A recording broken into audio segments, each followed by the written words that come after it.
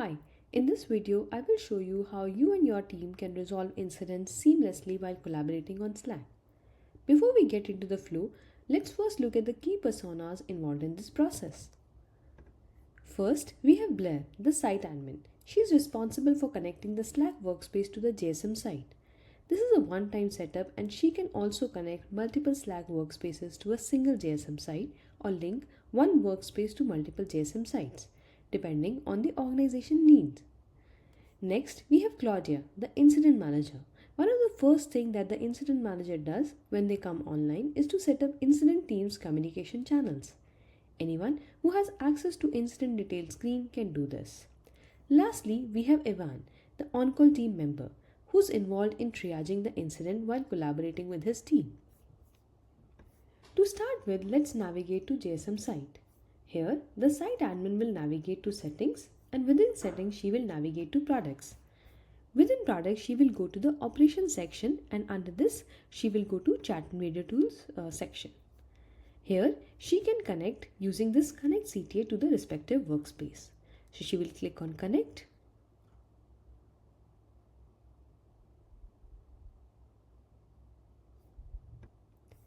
Once she lands on this authentication screen, she will select the right workspace with which she wants to connect this JSM site.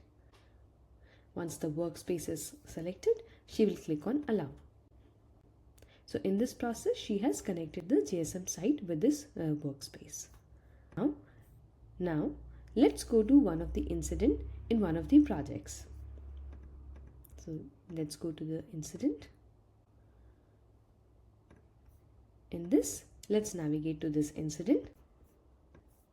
Once the incident is created, the Slack channel can be either manually linked to this incident or this process can be automated. For instance, here the site admin Blair has configured the automation rule to create the Slack channel. So let's go to the automation rule and quickly see the same.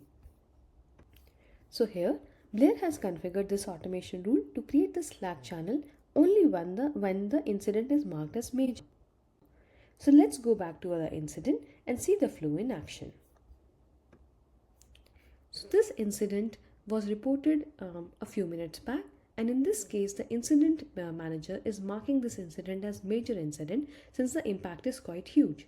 So she will mark this as major incident using this toggle.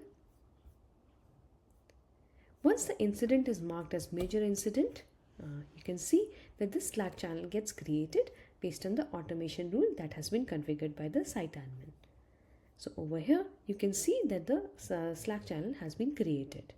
So all the team members can collaborate on this particular Slack channel for this particular incident. Now let's navigate this Slack channel.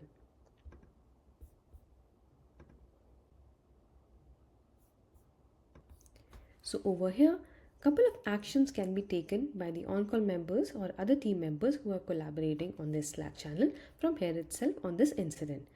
For example, if they want to update the status of this incident, they can simply do the same from here itself. Let's see, we update the status of this incident to work in progress. Once that happens, it updates the status over here as well as sends the notification. If we also navigate back to this incident, we will see that the status has got updated. So in this manner, they can take multiple actions from here itself on this incident and can also start collaborating with their team member. Additionally, if the team member joins this channel later, he or she will also get the channel summary of this incident so that they can come up to speed. So this they can either invoke using this / command or they can use this button to generate the summary. So let me just quickly show it to you by using this / command.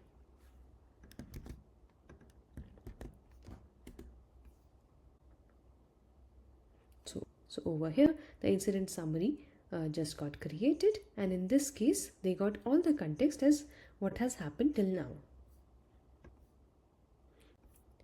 Apart from that, once the incident is marked as resolved, there's another capability that is AI powered and is given in this functionality. So in this case, once the incident is resolved, the incident timeline is automatically generated in the TM. So that is something that you can quickly see it over here. In this case, if you want to create the incident timeline, you can either use this or you can use this slash command to create the same and send it to the Jira ticket. Now let's go back to the incident where we were checking the same. In this case, let me just use the slash command to create the timeline and send it on the ticket.